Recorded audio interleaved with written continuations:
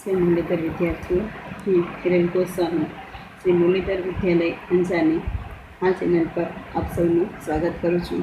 તો વિદ્યાર્થીઓ, આજે આપણે અભ્યાસ કરીશું ધોરણ 12 વિષય આંકડાશાસ્ત્ર ભાગ 2ની અંદર ચેપ્ટર નંબર 1 જેનું નામ છે સંભાવના। તો ચેપ્ટર નંબર 1 જે છે સંભાવના, એની આપણે શરૂઆત કરીએ એ પહેલાં આપણે જોઈએ કે બોર્ડના પ્રશ્ન પેપરમાં કેટલા માર્ક્સનું આ ચેપ્ટરમાંથી પૂછાવાનું છે। તો બોર્ડની દ્રષ્ટિએ વિદ્યાર્થીઓ આ ચેપ્ટર ખૂબ જ અગત્યનું છે, કારણ કે તેમાં કુલ 12 માર્ક્સનું પૂછાવાનું છે। તો હવે 12 માર્ક્સ છે એ કઈ રીતના થશે તો આપણે જોઈએ। તો વિભાગ એ છે, વિભાગ એની અંદર એક પ્રશ્ન પૂછાવાનો છે જેનો એક ગુણ છે અને એક વિકલ્પ પૂછાશે, એટલે કે MCQ સ્વરૂપનો હશે।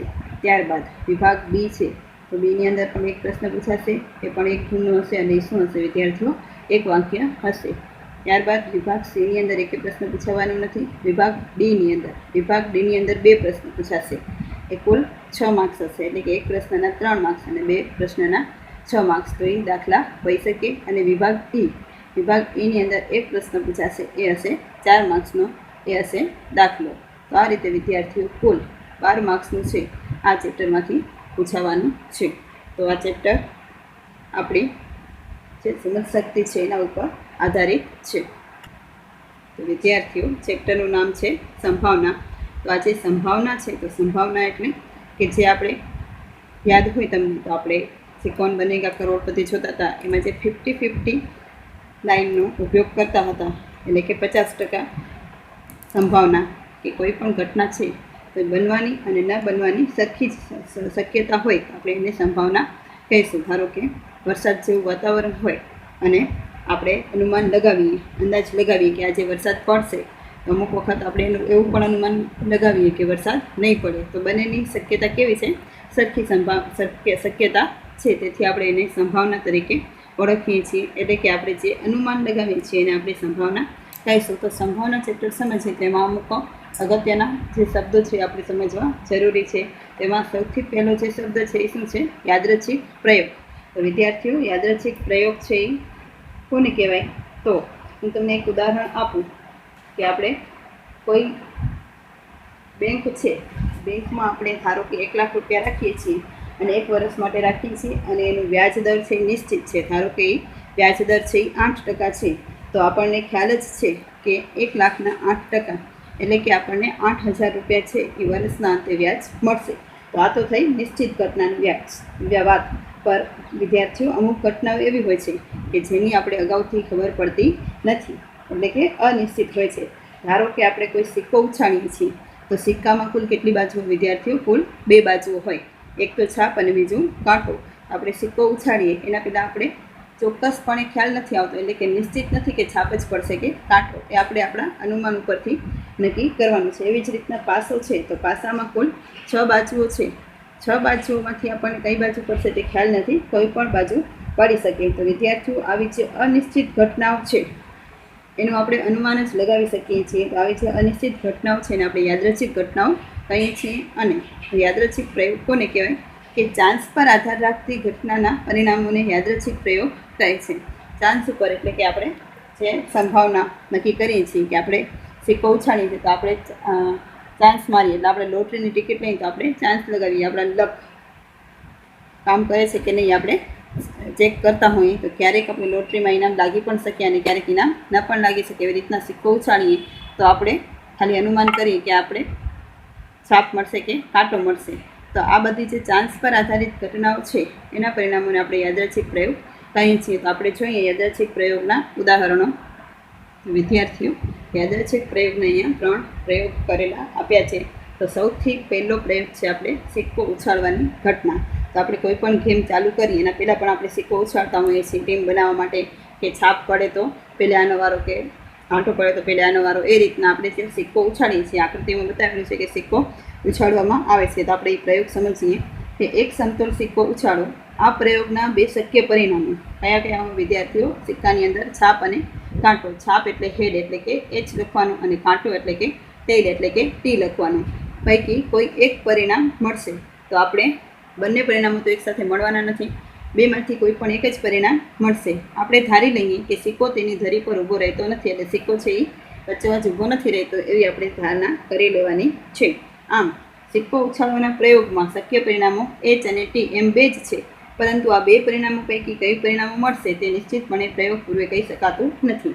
એટલે વિદ્યાર્થીઓ, આપણે કુલ પરિણામો ખબર છે, પણ એ કુલ પરિણામોમાંથી આપણે કયું પરિણામ મળશે એનો આપણને ખ્યાલ આવતો નથી. તો આવો જે પ્રયોગ છે એને આપણે યાદચ્છિક પ્રયોગ કહીશું. એવી જ રીતના અહીંયા બીજું સરસ ઉદાહરણ આપ્યું છે. તો બીજા ઉદાહરણની અંદર આકૃતિ જો વિદ્યાર્થીઓ, કેની આકૃતિ છે? તો અહીંયા એક પાસો આપેલો છે. તો તમને ખ્યાલ જ હશે, તમે સાપ સીડીને લૂડોને રમતા હશો. તો પાસો છે, તો પાસામાં કુલ કેટલી બાજુઓ છે? 6 બાજુઓ હોય. તો આપણે કુલ બાજુઓ ખબર છે કે 6 છે, પણ 6 બાજુમાંથી કઈ બાજુ પડશે એની આપણે પહેલેથી ખબર નથી.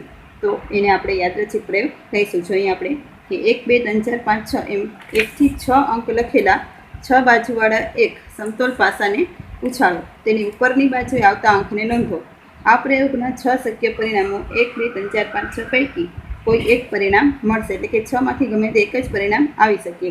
અહીં પાસો ઉછાળવાના પ્રયોગના શક્ય પરિણામો 1 થી 6 એમ 6 જ છે, પરંતુ તે 6 પરિણામો પૈકી કયું પરિણામ મળશે તે નિશ્ચિતપણે પ્રયોગ પૂર્વે કહી શકાતું નથી. તો વિદ્યાર્થીઓ, આવી રીતના પાસાની અંદર પણ આપણે પહેલેથી ખબર હોતી નથી કે 6 બાજુમાંથી કઈ બાજુ પડશે, તો એને પણ આપણે યાદચ્છિક પ્રયોગ તરીકે ઓળખી શકીએ. ત્યારબાદ છે વિદ્યાર્થીઓ, ત્યારબાદ અહીંયા એક છે તીર છે, એ નિશાન ઉપર વિંધાય એનું ચક્ર આપેલું છે. તો ચક્રમાં તીર આપણે નાખીએ છીએ, તો એ તીર ક્યાં પડશે એ નક્કી નથી. કોઈ પણ બાજુએ એ તીર છે એ અટકી શકે છે. તો ચક્ર ફેરવતા કોઈ પણ પરિણામ મળી શકે. કુલ અહીંયા 10 પરિણામો આપેલા છે, એ આપણને ખ્યાલ છે, પરંતુ એ 10 પરિણામોમાંથી જે તીર છે એ કયા પરિણામ ઉપર રહેશે એ આપણે પહેલેથી કહી શકતા નથી. તો આપણે એ પ્રયોગ જોઈએ વિદ્યાર્થીઓ. તો પ્રયોગ નંબર 3ની અંદર ધારો કે 0 1 2 થી કરીને 9 એમ 10 સંખ્યા લખેલ એક ચક્ર છે અને તેની સામે એક નિશાન રાખેલ છે. આ ચક્રને હાથ વડે ફેરવવામાં આવે તો તે ગોળ ગોળ ફરીને અમુક સમય પછી સ્થિર થાય છે. તો વિદ્યાર્થીઓ, તમને ખ્યાલ હશે, ફોન વાપરતા હશો તો એની અંદર ઘણી વખત આપણે ગિફ્ટ માટેને આવે છે ચક્ર. કોઈ પણ ગેમ આપણે રમતા હોય તો એ ગેમમાં એ વચ્ચે ચક્ર આવે છે, અને ચક્રમાં એ નંબર પ્રમાણે ગિફ્ટ મળે છે. તો એ ચક્ર છે આપણે શું કરવાનું? સ્પિન કરવાનું હોય છે. તો આ જે સ્પિન કરવાની ઘટના છે એમાં કયું નંબર આવશે આપણે પહેલેથી કહી શકતા નથી. તો એને આપણે યાદચ્છિક પ્રયોગ કહીશું. આ ચક્ર અટકે ત્યારે 0 થી 9માંથી કોઈ એક સંખ્યા પહેલાં નિશાનની સામે આવે છે. આ સંખ્યા એ જીત દર્શાવતી સંખ્યા છે. અહીં આવા ચક્રને ફેરવીને જુઓ કે જીત દર્શાવતી સંખ્યા કઈ છે. અહીં પ્રયોગના કુલ શક્ય 10 પરિણામો 0 થી 9 છે, પરંતુ આ 10 સંખ્યાઓ પૈકી કયું પરિણામ આવશે, એટલે કે જીત દર્શાવતી સંખ્યા છે, આપણે અગાઉથી કહી શકતા નથી. તે નિશ્ચિતપણે પ્રયોગ પૂર્વે કહી શકાતું નથી. તો વિદ્યાર્થીઓ, આવા પરિણામો કે જેને આપણે કુલ પરિણામોની ખબર છે, પરંતુ એમાંથી કયું પરિણામ મળશે એ ખ્યાલ નથી, તો એવા પ્રયોગને આપણે યાદચ્છિક પ્રયોગ કહીશું. તો વિદ્યાર્થીઓ, આજે આપણે પ્રયોગ નંબર 1 2 અને 3 જોયા. એ 3 પ્રયોગ છે કેવા પ્રયોગ છે? યાદચ્છિક પ્રયોગો છે. તો આપણે યાદચ્છિક પ્રયોગની વ્યાખ્યા જોઈએ. તો વ્યાખ્યા આપણને આ પ્રમાણે મળે કે જે પ્રયોગનું નિરપેક્ષ રીતે સમાન સંજોગોમાં પુનરાવર્તન કરી શકાતું હોય અને તે પ્રયોગના બધા જ શક્ય પરિણામો જ્ઞાત હોય, પરંતુ તે પૈકી કયું ચોક્કસ પરિણામ મળશે તેનું નિશ્ચિત અનુમાન પ્રયોગ પૂર્વે કરી શકાતું ન હોય, તેવા પ્રયોગને શું કહે છે વિદ્યાર્થીઓ?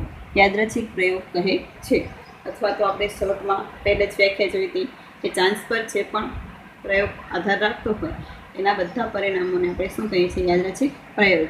તો આ રીતે કે જે પણ પ્રયોગ છે એનું આપણે સમાન સંજોગોમાં પુનરાવર્તન કરી શકીએ, અને જે કુલ શક્ય પરિણામો છે એ જ્ઞાત હોય, એટલે કે આપણે એને જાણતા હોઈએ, પરંતુ એની અંદરથી કયું ચોક્કસ પરિણામ મળશે તેનું આપણે પ્રયોગ પહેલાંથી અનુમાન કરી શકતા નથી, ખાલી આપણે ચાન્સ લગાવી શકીએ છીએ. તો આવા જે પણ બધા પ્રયોગ છે એને આપણે યાદચ્છિક પ્રયોગ કહીશું. તો હવે આપણે જોઈએ યાદચ્છિક પ્રયોગના લક્ષણો.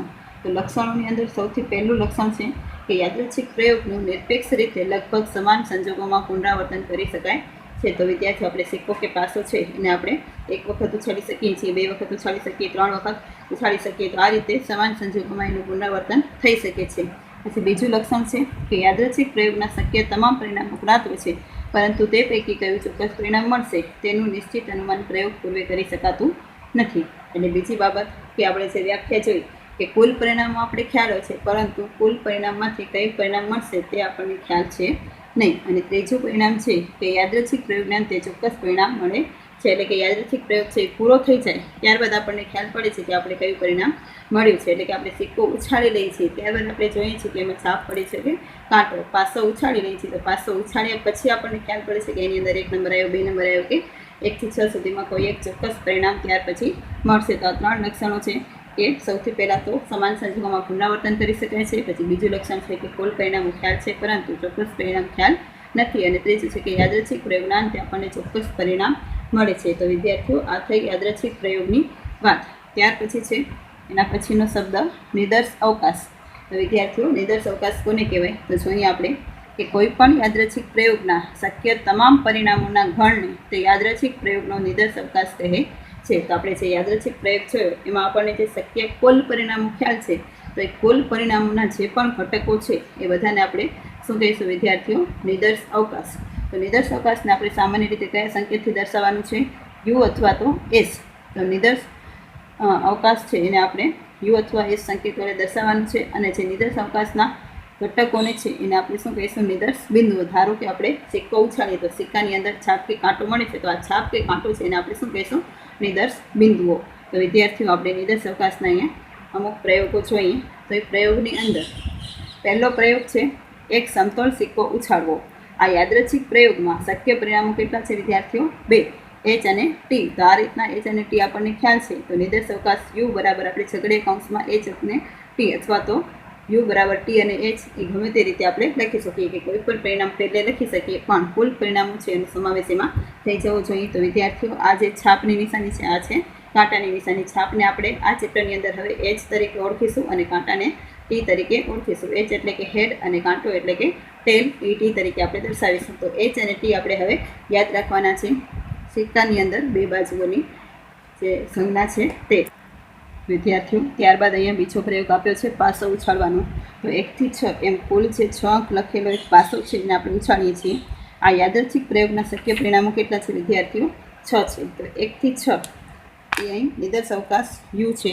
તો યુ બરાબર આપણે લખીએ તો છગડીયા કૌંસની અંદર 1 થી કરીને 6 એ નિદર્શ અવકાશ થશે. તો તમે આ જોઈ શકો છો 1, 2, 3, 4, 5 અને 6. તો પાસામાં કુલ 6 બાજુઓ આપેલી હોય છે. ત્યારબાદ પ્રયોગ છે ત્રીજો કે આપણે જે ચક્ર છે તો એ ચક્રમાં કુલ 0 થી કરીને 9 સંખ્યા લખેલી છે અને જીત માટે આપણે કોઈ પણ એક સંખ્યા નક્કી કરવાની છે. તો જે શક્ય પરિણામો છે કુલ 10. તો એને આપણે નિદર્શ અવકાશ યુ બરાબર લઈશું છગડીયા કૌંસની અંદર 0 થી કરીને 9. તો આપણે અહીંયા જોઈએ પહેલે 0, પછી 1, 2, 3, 4, 5, 6, 7, 8 અને 9. તો આવી રીતના જે કુલ પરિણામો છે એને આપણે નિદર્શ અવકાશ તરીકે ઓળખીએ છીએ. તો વિદ્યાર્થીઓ જે નિદર્શ અવકાશ છે તો નિદર્શ અવકાશના કુલ 2 પ્રકાર છે. એક તો શાંત નિદર્શ અવકાશ અને બીજું છે અનંત નિદર્શ અવકાશ. તો શાંત નિદર્શ અવકાશમાં આપણે આ જ ઉદાહરણો લઈ શકીએ કે શાંત નિદર્શ અવકાશ એટલે કે એની સંખ્યા આપણે લિમિટમાં હોય આપણે એને ગણી શકીએ. અને અનંત નિદર્શ અવકાશમાં આપણે કોઈ પણ સંખ્યા કે એના નિદર્શ બિંદુઓને ગણી શકતા નથી. તો આપણે ખ્યાલ જ છે કે પહેલું ઉદાહરણ આપણે સિક્કાનું છે તો સિક્કાની અંદર આપણે નિશ્ચિત પરિણામો છે એટલે કે લિમિટેડ પરિમિત સંખ્યાઓ છે છાપ અને કાંટો. આમાં પાસાની અંદર પણ 1 થી 6 આપણને ખ્યાલ જ છે. અને જે પ્રયોગ 3 છે એમાં 0 થી કરીને 9. તો આ બધા જે ઉદાહરણો છે એ કેવા છે વિદ્યાર્થીઓ? શાંત નિદર્શ અવકાશના. પરંતુ અમુક પરિણામો એવા હોય કે જેની આપણને ખ્યાલ ન હોય તો એને આપણે અનંત નિદર્શ અવકાશ કહીશું. ધારો કે એમ કહીએ કે પ્રાકૃતિક સંખ્યાઓનો ગણ. તો પ્રાકૃતિક સંખ્યાઓ 1, 2, 3, 4, 5, 6 થી કરી અને ક્યાં સુધી એ આપણને ખ્યાલ નથી એટલે આપણે દેશ કરીએ છીએ. તો આને શું કહેવાશે વિદ્યાર્થીઓ? અનંત નિદર્શ અવકાશ. તો વિદ્યાર્થીઓ આપણે છે હમણાં 2 પ્રકાર છે શાંત નિદર્શ અવકાશ અને અનંત નિદર્શ અવકાશ. એની વ્યાખ્યા જોઈએ કે યાદચ્છિક પ્રયોગના નિદર્શ અવકાશમાં કુલ શક્ય પરિણામોની સંખ્યા પરિમિત હોય તો તેવા નિદર્શ અવકાશને શાંત નિદર્શ અવકાશ એટલે કે ફિનિટ સેમ્પલ સ્પેસ કહે છે. દાખલા તરીકે ઉપર દર્શાવેલ 3 યાદચ્છિક પ્રયોગના નિદર્શ અવકાશો છે કેવા છે? શાંત નિદર્શ અવકાશ. એટલે કે જેની સંખ્યા પરિમિત હોય તેને શાંત નિદર્શ અવકાશ કહે છે અને જેની સંખ્યા અપરિમિત હોય એને અનંત નિદર્શ અવકાશ. યાદચ્છિક પ્રયોગના નિદર્શ અવકાશમાં કુલ શક્ય પરિણામોની સંખ્યા અપરિમિત હોય તો તેવા નિદર્શ અવકાશને અનંત નિદર્શ અવકાશ કહે છે. દાખલા તરીકે ઉત્પાદિત ઇલેક્ટ્રિક બલ્બનું આયુષ્ય L કલાકમાં માપીને નોંધીએ તો વાસ્તવિક સંખ્યા Lનું મૂલ્ય 0 કે તેથી મોટું થાય. એટલે કે 0 થી મોટું એટલે 1, 2, 3, 4 થી કરી અને અનંત સુધી. તો આ રીતે આપણે જે પ્રયોગ છે એને અનંત નિદર્શ અવકાશ કહીશું. તો અનંત નિદર્શ અવકાશમાં આપણે પરિણામો જ્ઞાત હોતા નથી. તો વિદ્યાર્થીઓ આપણે યાદચ્છિક પ્રયોગની વ્યાખ્યા જોઈ, એના લક્ષણો જોયા, નિદર્શઅવકાશની વ્યાખ્યા જોઈ અને સાથે સાથે શાંત નિદર્શઅવકાશ અને અનંત નિદર્શઅવકાશની સમજૂતી પણ મેળવી. તો હવે આપણે નિદર્શઅવકાશ ઉપરથી ઉદાહરણો ભણવાના છે. 1 થી 5 ઉદાહરણો છે એ નિદર્શઅવકાશને લગતા છે. તો આપણે એની શરૂઆત કરીએ. ઉદાહરણ નંબર 1. વિદ્યાર્થીઓ, ઉદાહરણ નંબર 1ની અંદર કીધું છે કે 2 સમતોલ સિક્કાને એકસાથે ઉછાળવામાં આવે છે. આ યાદૃચ્છિક પ્રયોગનો નિદર્શઅવકાશ લખો. તો નિદર્શઅવકાશ એટલે આપણે યુ અથવા એસ લખવાનું છે. અને અહીંયા 2 સિક્કા કીધા છે. તો સિક્કામાં હવે તમને ખ્યાલ જ છે કે સિક્કામાં કઈ કઈ 2 બાજુ હોય છે. એક તો છાપ અને બીજું કાંટો. તો છાપને આપણે એચ તરીકે એટલે કે હેડ તરીકે દર્શાવવાનું છે અને કાંટાને ટી તરીકે એટલે કે ટેલ તરીકે દર્શાવવાની છે. તો સિક્કાની 2 બાજુઓ છે અને વિદ્યાર્થીઓ સિક્કા માટે કુલ એક સૂત્ર છે. એનું સૂત્ર આપણે યાદ રાખવાનું છે 2ની ઉપર n ઘાત. કેમ કે સિક્કાની 2 બાજુઓ છે અને જેટલી વખત આપણે ઉછાળીએ તે n ઘાત તરીકે આપણે લખવાનું છે. તો સિક્કાની જે 2 બાજુઓ છે એની ઉપર n ઘાત એટલે કે 2 સમતોલ સિક્કાને આપણે ઉછાળીએ છીએ તો 2 સંખ્યા એટલે કે 2 છે એની બાજુઓ માટે છે અને n એટલે કે કેટલા સિક્કા છે એના માટે. તો આ જે છે એ બાજુ માટે અને આ જે છે સિક્કાની સંખ્યા માટે. તો 2 બાજુઓ અને આપણે 2 વખત ઉછાળીએ છીએ એટલે 2ની ઉપર 2 ઘાત. તો 2 ગુણ્યા 2 એટલે કે કુલ આપણને 4 પરિણામો મળશે. તો કુલ પરિણામો આપણને ખ્યાલ છે. તો આપણે નિદર્શઅવકાશની વ્યાખ્યામાં જોયું હતું કે જે કુલ શક્ય પરિણામો છે એને જ આપણે નિદર્શઅવકાશ કહીએ છીએ. તો આપણે આમાં નિદર્શઅવકાશ લખીએ વિદ્યાર્થીઓ. નિદર્શઅવકાશની અંદર આપણે એને સંકેત યુ તરીકે દર્શાવી અને છગડીયા કૌંસમાં જે છે પરિણામો લખવાના છે. કે હવે સમજી લો કે પહેલા સિક્કા ઉપર છાપ મળે છે અને બીજા સિક્કા પર પણ છાપ મળે છે. ત્યારબાદ પહેલા સિક્કા ઉપર છાપ મળે છે અને બીજા સિક્કા ઉપર કાંટો મળે છે. ત્યારબાદ પહેલા સિક્કા ઉપર કાંટો મળે છે અને બીજા સિક્કા ઉપર છાપ મળે છે અને ત્યારબાદ બંને સિક્કા ઉપર કાંટો મળે છે. તો આજે કુલ પરિણામો કેટલા થયા? 1, 2, 3 અને 4. તો આ રીતે આપણે કુલ 4 પરિણામો જે છે મળે છે એને આપણે નિદર્શઅવકાશ યુ તરીકે ઓળખીશું. તો વિદ્યાર્થીઓ, આ રીતે થયો ઉદાહરણ નંબર 1. ત્યારબાદ આપણે જોઈએ ઉદાહરણ નંબર 2. તો વિદ્યાર્થીઓ, ઉદાહરણ નંબર 2ની આપણે રકમ જોઈએ કે દરેક પાસાની બાજુઓ પર 1 થી 6 લખેલ હોય તેવા 2 પાસાને ઉછાળવામાં આવે છે. તો નિદર્શઅવકાશ લખો. તો વિદ્યાર્થીઓ, પહેલાં આપણે પાસાની બાજુઓ લખીએ. તો તમને ખ્યાલ જ હશે કે પાસાની કુલ કેટલી બાજુઓ હોય છે? 6 બાજુ હોય છે. કઈ કઈ 6 બાજુઓ? તો 1, 2, 3, 4, 5 અને 6 બાજુઓ. તો આ 6 બાજુઓ છે. તો આપણે પાસા માટે એક સૂત્ર યાદ રાખવાનું છે. જે રીતે આપણે સિક્કામાં જે સૂત્ર જોયું હતું કે 2ની ઉપર n ઘાત. તો એની અંદર 2 છે એ બાજુ હતી અને n છે એ સિક્કાની સંખ્યા. એવી જ રીતના આનું સૂત્ર પણ જે પાસો છે તો કુલ 6 બાજુ છે. તો 6 છે એ નીચે અને n એટલે કે એની સંખ્યા કે કેટલી વખત આપણે કે કેટલા પાસા ઉછાળીએ છીએ. તો એ આપણે 6ની ઉપર n ઘાત. તો વિદ્યાર્થીઓ, આ રકમની અંદર કેટલી વખત આપ્યું છે? 2 પાસા ઉછાળીએ છીએ. તો જે 6ની ઉપર n ઘાત એટલે કે 6ની ઉપર 2 ઘાત. તો 6 ગુણ્યા 6.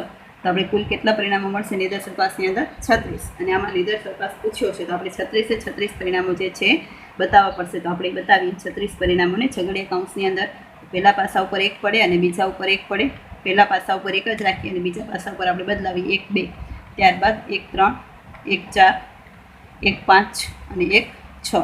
ત્યારબાદ વિદ્યાર્થીઓ, બીજા પાસા ઉપર 2, પહેલા પાસા ઉપર 2 પડે અને બીજા ઉપર 1. પહેલા ઉપર 2 જ રાખી હવે આમાં બદલાવીએ. તો 2, 2, 3, 2, 4, 2, 5, 2, 6.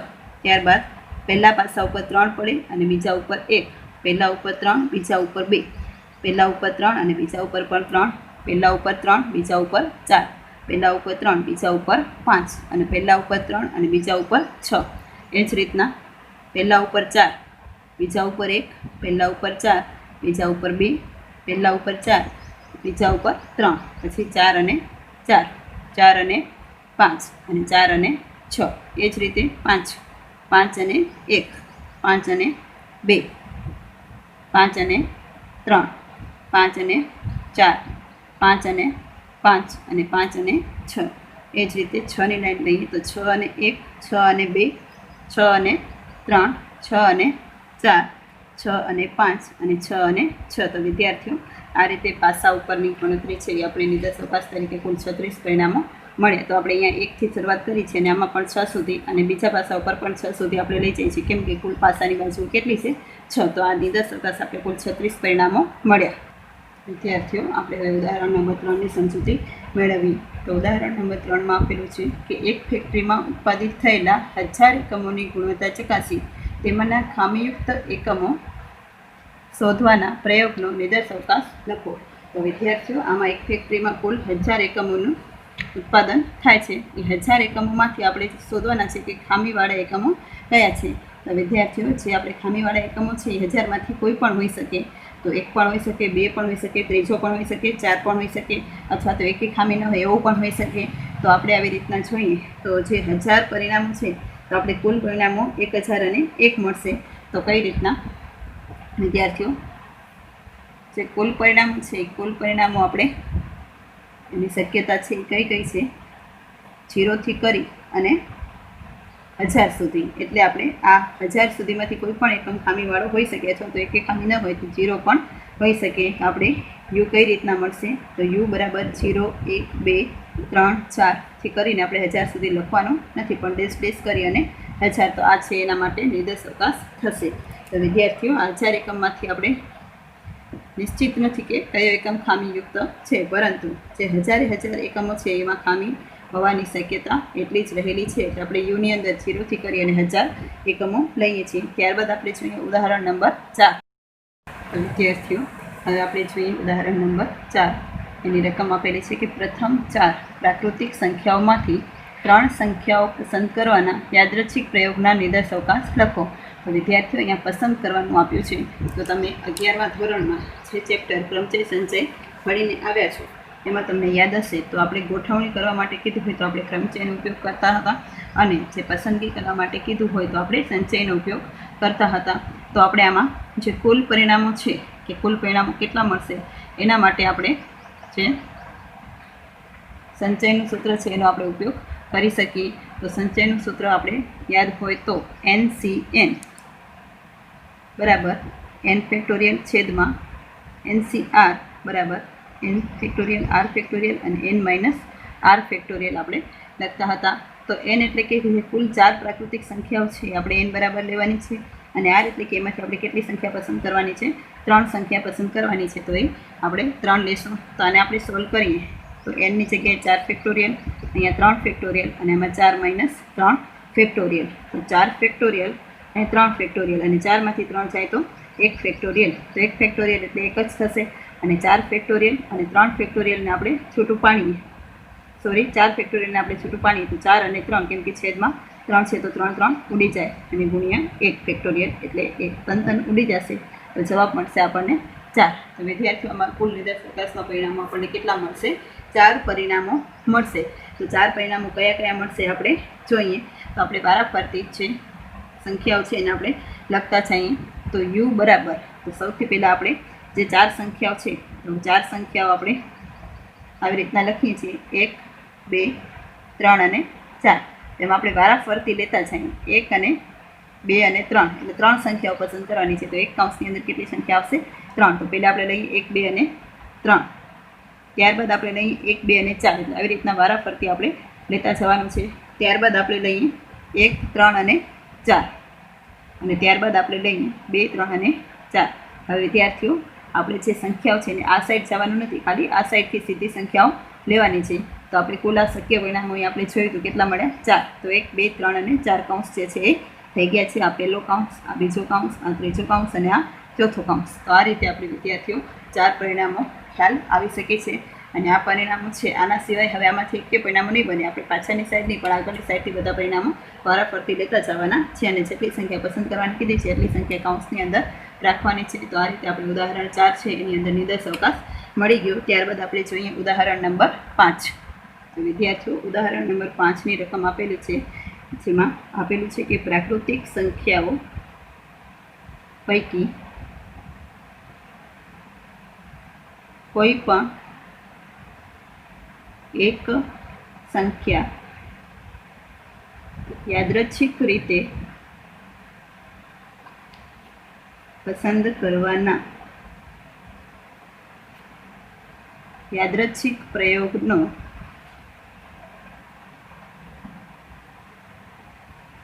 નિદર્શ અવકાશ લખો. વિદ્યાર્થીઓ, યાદૃચ્છિક પ્રયોગનો નિદર્શ અવકાશ આપણે લખવાનો છે, અને આમાં કઈ સંખ્યાઓ આપી છે, તો એમાં સંખ્યાઓ આપેલી છે પ્રાકૃતિક સંખ્યાઓ. તો પ્રાકૃતિક સંખ્યાઓ કઈ કઈ આવી તમને ખ્યાલ જ હશે. આપણે 8મા ધોરણમાં બધા સંખ્યાઓના પ્રકારો જે ભણ્યા છે એની અંદર આવી ગયા છે. તો પ્રાકૃતિક સંખ્યાઓ ક્યાંથી ચાલુ થાય વિદ્યાર્થીઓ? 1થી ચાલુ થાય, 1 2 3 થી કરી અને અનંત સુધી. તો આ રીતના પ્રાકૃતિક સંખ્યાઓ છે એ અનંત સુધી હોય છે. એમાં 0નો સમાવેશ થતો નથી, માત્ર 1થી ચાલુ થાય છે અને 1થી કરી અને બધી જે પૂર્ણાંક સંખ્યાઓ છે એ અનંત સુધી એમાં આવી જાય છે. તો આ પ્રાકૃતિક સંખ્યાઓમાંથી આપણે શું કરવાનું છે? એક સંખ્યા પસંદ કરવાની છે અને એનો યાદચ્છિક પ્રયોગનો નિદર્શ અવકાશ લખવાનો છે. તો ખ્યાલ જ છે કે યાદચ્છિક પ્રયોગમાં કુલ પરિણામો આપણને ખ્યાલ છે, પરંતુ જેમાંથી નિદર્શ અવકાશ છે એ આપણને ખ્યાલ હોતું નથી. તો કુલ પરિણામ આપણને ખ્યાલ છે કે અનંત જ છે, પણ એમાંથી હવે કયું પરિણામ મળશે આપણને ખ્યાલ નથી. તો યુ બરાબર આપણે નિદર્શ અવકાશની અંદર લખીએ તો શું થશે? યુ બરાબર 1થી કરી અને અનંત સુધી કોઈ પણ સંખ્યા છે આપણે પસંદ કરીએ છીએ.